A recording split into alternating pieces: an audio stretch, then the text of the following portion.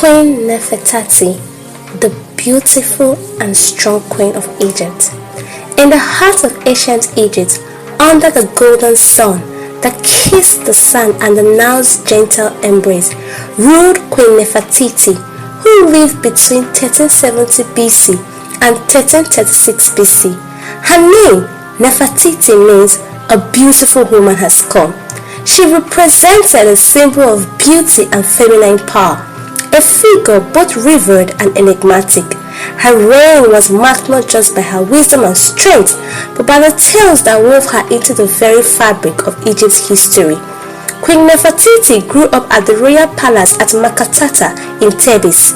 Despite her youth, Nafetiti possessed a remarkable intellectual and an innate sense of justice.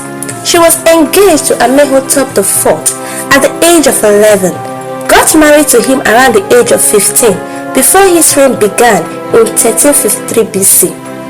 After the death of his father, Akhenaten III, he became the pharaoh of the 18th dynasty of Egypt, and Nafetiti was crowned a queen. In the 5th year of his reign, he changed his name to Akhenaten, abolished the religious practices of Egypt, and decreed Aten the holy deity worthy of adoration.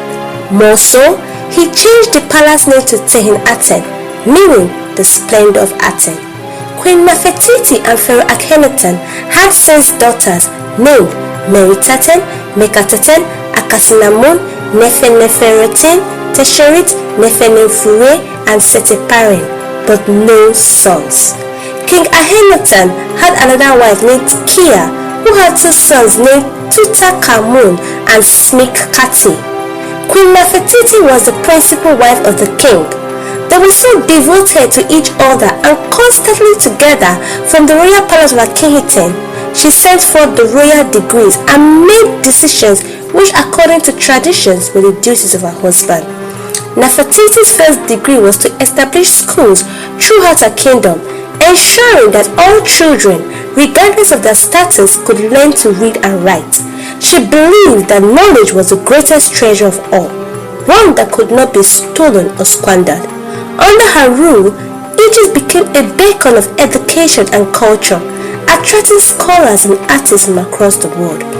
One day, news reached the queen of a mysterious illness sweeping through a village near the Delta. Without hesitation, Nafetiti donned a simple robe, disguised herself as a commoner, and journeyed to the afflicted area. She tended to the sick, administered remedies, and reassured the frightened villagers of regaining their health. Her presence and care brought comfort and hope, and soon the illness began to wane. Her actions in the village earned her the eternal loyalty of her subjects.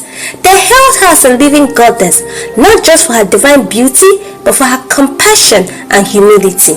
Queen Nefetiti's legacy grew with each passing year, her reign marked by prosperity, peace, and the flourishing of the arts and sciences.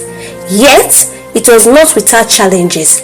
Envious eyes from neighboring lands often gazed upon Egypt's wealth.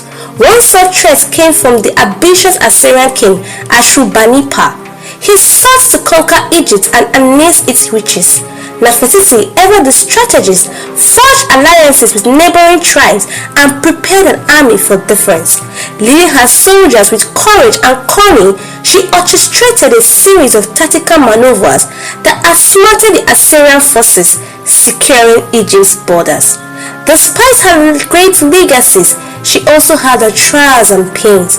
Soon after her husband's 12th regnal year, she lost her second daughter, Akhenaten, to childbirth at the age of 13, and 3 of her daughters died due to the pandemic that ravaged Egypt during that period, called the magic disease that is presently and popularly known as malaria.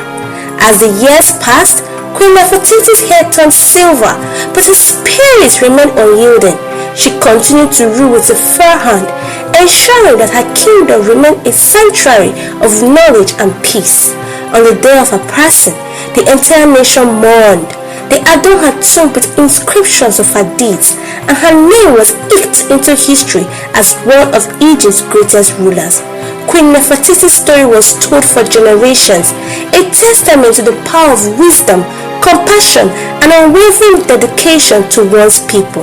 Her spirit lived in the hearts of those who cherished the golden era she had brought to that beloved land. Queen Nafetiti, the great queen of Egypt.